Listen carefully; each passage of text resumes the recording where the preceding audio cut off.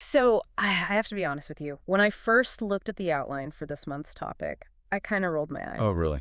You weren't feeling the vibe. Not at all. I saw the title, I saw the main text, and my immediate reaction was, okay, great. Another inspirational quote for a coffee mug.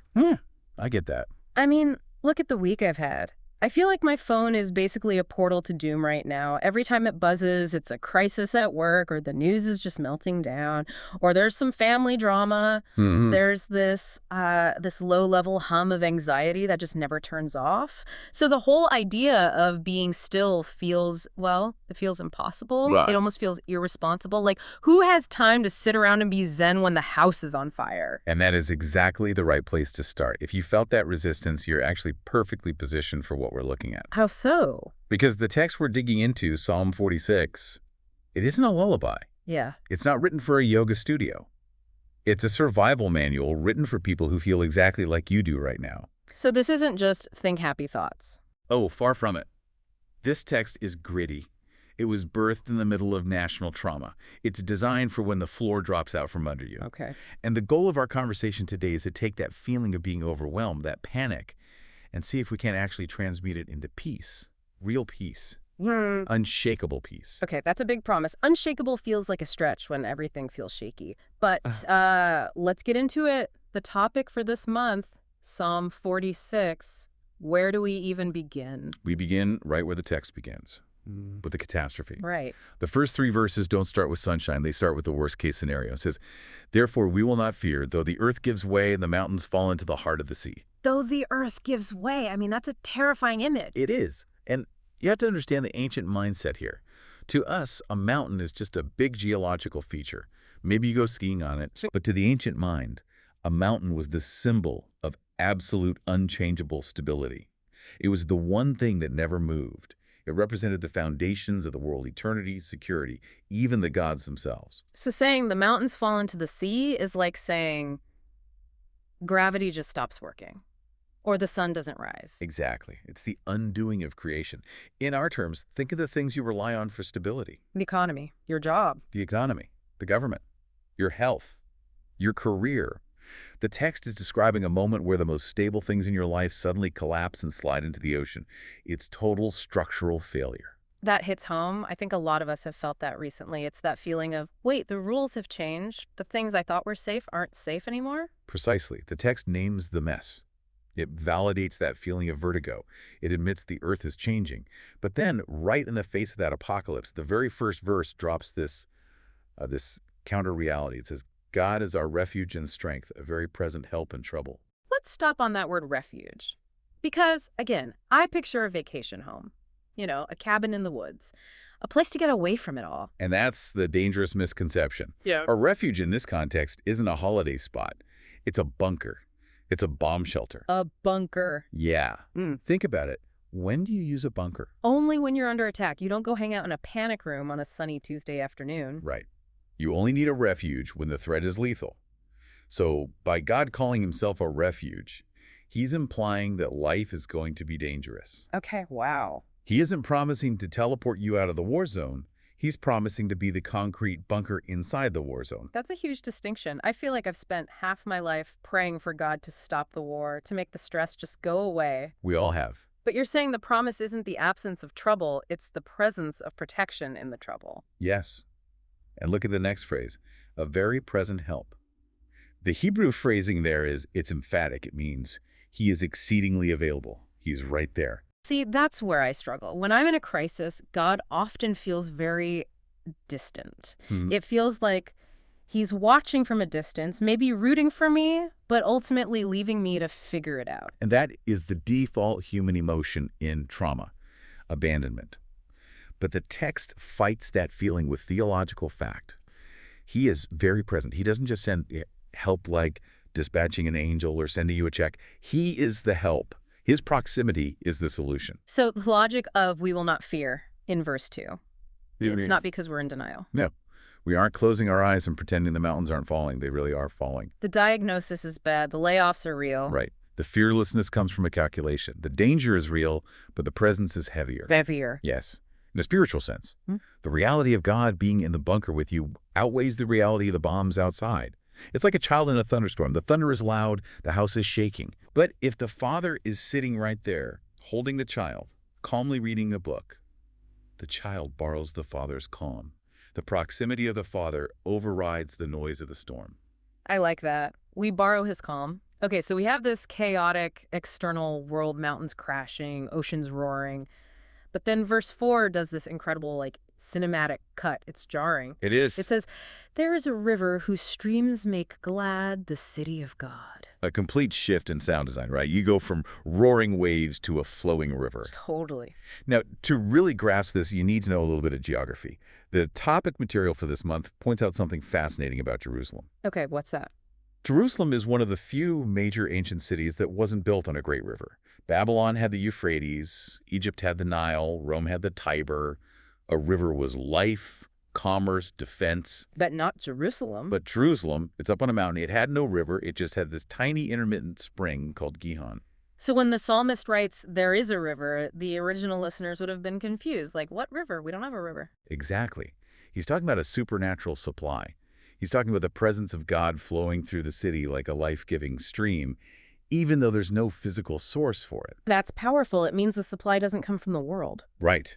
Mm-mm. If you are the city of God, and in the New Testament sense, we are the temple, the dwelling place of the Spirit, then you have a river inside you. Mm. The world outside can be in a drought. The economy can crash. Yeah. The mountains can fall. But your supply line isn't cut because your supply line isn't natural. It's spiritual. So applying this to the person listening, if my peace depends on my job going well, or my kids behaving, or the news being good, then I'm in trouble. You are. Because those are external water sources. Correct, and those streams dry up. But the river of the Spirit flows from the inside out. That's why the text says, God is in the midst of her. She shall not be moved. It's talking about internal structural integrity. Right. You might shake. You might feel the pressure. But you won't collapse because the foundation is the river within, not the ground without. She shall not be moved. And you need that written on my mirror. Okay, I want to skip ahead a bit because there's a title used for God in this psalm that I found really curious. Verse 7 and verse 11 both say, "The God of Jacob is our fortress." It's a very intentional choice of words. Why Jacob? I mean, if I'm writing a song about how strong and holy God is, I'd probably say the God of Moses or the God of Elijah, you know, the heavy Right. hitters. But Jacob was, well, he was a piece of work. He really was. Think about his resume. This is the guy who exploited his own starving brother for a bowl of soup. Right. This is the guy who put goat fur on his arms to trick his blind, dying father into blessing him. He was a schemer, Right. a liar. A grifter. He's the guy you don't trust with your wallet. Exactly. He spent his whole life wrestling, manipulating, and trying to get ahead by his own wits. And yet God chooses to identify himself as the God of Jacob. So what does that tell us? It tells us that this fortress isn't just for the spiritual elite. It's not just for the people who never miss church and pray for 2 hours a day.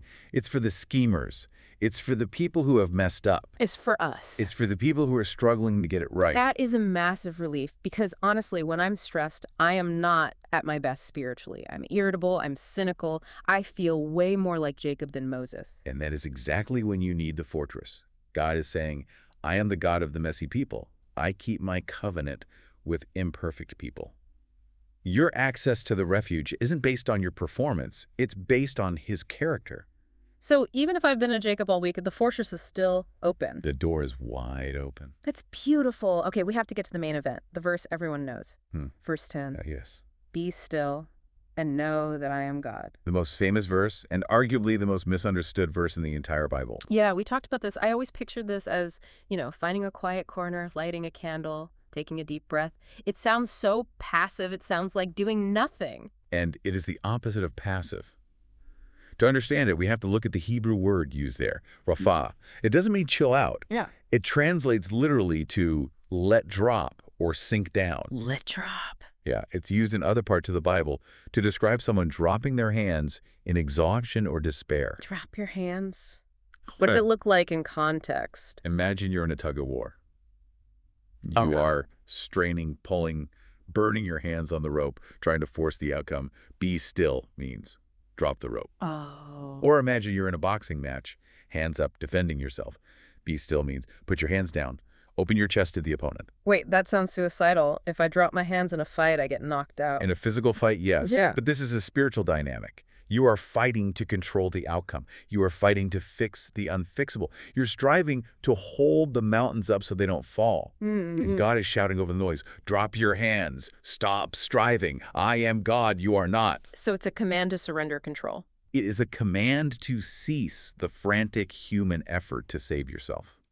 It's acknowledging that your anxiety, your strategizing, your constant worrying is not actually changing the outcome. That is terrifying, honestly, because if I drop my hands, who's going to handle the problem? He is. That's the second half of the verse. Know that I am God.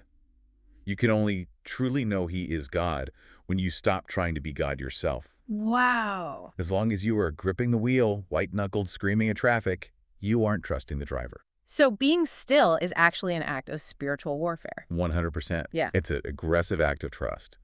It is looking at the chaos, the bank account, the medical report, and saying, I refuse to panic. I refuse to manipulate this. I am going to stand here hands down and watch God work. That takes more courage than fighting. It's the hardest thing in the world to do. My flesh screams, do something. Right. And that's the enemy. The enemy wants you frantic. Yeah. He wants you exhausted. Right. Because if you're striving, you aren't trusting.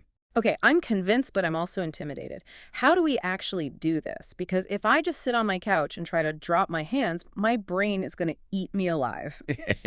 The topic notes for this month give us a protocol reset. Let's walk through this because we need practical steps. We do. We need to bridge the gap between theology and Tuesday morning. The first step the notes suggest is the 10-minute pause. Okay, explain that. It's exactly what it sounds like. You carve out 10 minutes. You put the phone in another room. That's non-negotiable. Oh, that's the hard part. No inputs. And you just sit in silence. And just sit. You sit. Yeah. And here's what's going to happen. Your brain will scream.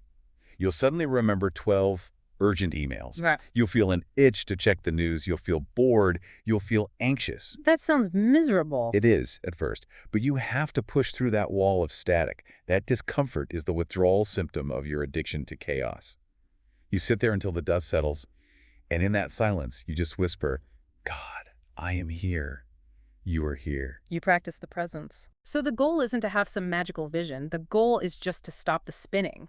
The goal is to recalibrate your reality, to remember that the river is there. You can't drink from the river if you're running a marathon. You have to stop to drink. Okay. Step 2 is vocal declaration. This is crucial for our mindset. We mentioned earlier that God uttered his voice and the earth melted. Words have creative power. Death and life are in the power of the tongue. So we shouldn't just think God is my refuge. We should say it. Say it out loud. When you're in the car or in the shower, declare it. God is my refuge. I will not fear. The God of Jacob is with me. There's something about hearing your own voice speak the word of God that breaks the loop of anxiety in your head. It interrupts the spiral. Exactly. If you walk around saying, I'm so stressed I'm going to lose my mind, you're prophesying chaos over yourself. Change the declaration. Align your mouth with the text, not your feelings. I need to do that more. I'm really good at declaring my complaints. Okay, step 3, handing it over. And this one is physical. Yes. Externalize the burden. Write it down. Write down the thing that is keeping you awake, the mountain that's falling, the diagnosis, the debt, the conflict. Put it on paper. And then what? And then you create a physical ritual. Crumple it up, burn it safely, put it in a box labeled God's box. Physically mimic the spiritual act of dropping your hand. Say, God, I'm handing this to you. I'm done carrying it. It's your problem now. That's good because we carry these things in our bodies, don't we? Our shoulders are tight. Our stomachs are in knots. We do. We need to physically release them. Absolutely. And don't forget the community aspect. The river flows to the city, plural. We aren't meant to be isolated bunkers. That's a great point. If you're struggling to be still, maybe you need to borrow someone else's faith for a minute. Or be that for someone else. Sometimes the best way to find stability is to help stabilize someone else. Remind them of the river. Remind them of the God of Jacob. Honestly, this has been exactly what I needed to hear. I came into this feeling pretty frantic, and I feel like my pulse has actually slowed down. That's the power of the word. It anchors us. Before we go, I want to leave our listeners with a question that hit me hard while reading the notes. We've talked about God being the refuge, about him being the fortress. But here's the challenge. Are you exhausted right now because you are trying to be the refuge for everyone else? Oof, that cuts deep. Are you trying to be the unshakable mountain for your family, for your employees, for your friends? Are you trying to be the source of strength instead of tapping into the source? You can't give what you don't have. If you aren't drinking from the river, you're just serving people dust. Exactly. You have to put your own oxygen mask on first. You have to let God be the refuge for you before you can help anyone else. And remember, he is the God of Jacob. He knows you're imperfect. He knows you're tired. And he isn't asking you to be a hero. He's just asking you to be still. So wherever you are right now, in the car, at the gym, or hiding in the bathroom trying to get 5 minutes of peace, take a breath. The mountains might be shaking, but the river is flowing. Drop your hands. He's got you. He really does. Thanks for joining us on this exploration. We'll catch you next time.